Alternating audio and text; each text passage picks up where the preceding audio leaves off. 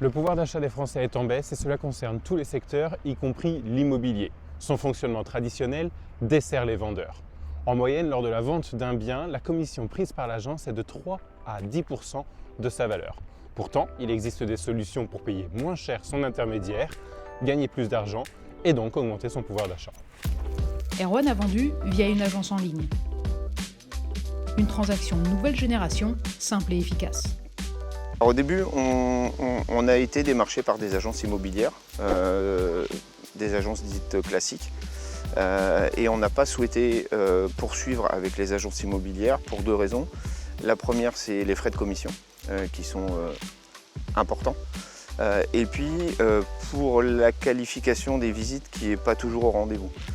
C'est-à-dire que les agences immobilières prennent d'abord du temps à répondre aux attentes des potentiels acheteurs qu'ils ont dans leur portefeuille, mais qui ne correspondent pas forcément à la vente du bien qu'on fait et qu'on veut faire.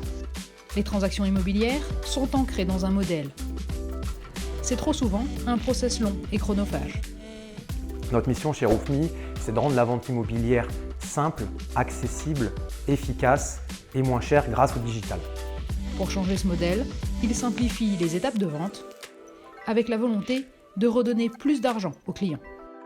On est une agence immobilière nouvelle génération, on se concentre sur l'efficacité du process pour que personne ne perde de temps.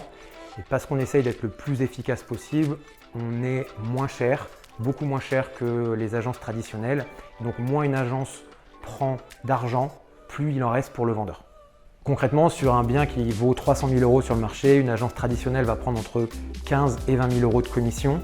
Chez Roofme, on a un forfait fixe à 5 000 €, c'est-à-dire qu'il y a entre 10 et 15 000 € d'écart dans la poche du vendeur.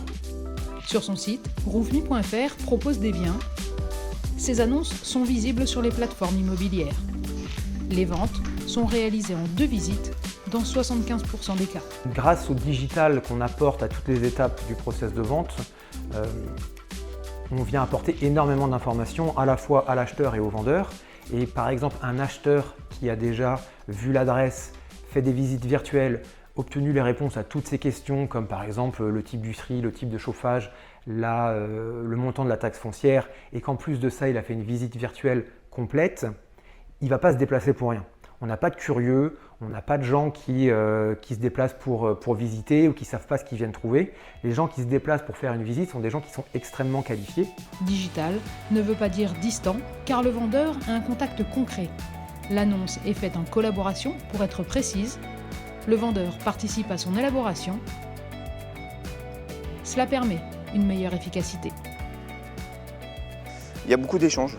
Il n'y a aucune directivité dans ce qu'ils appliquent ou dans les choix qu'ils appliquent. C'est un échange permanent.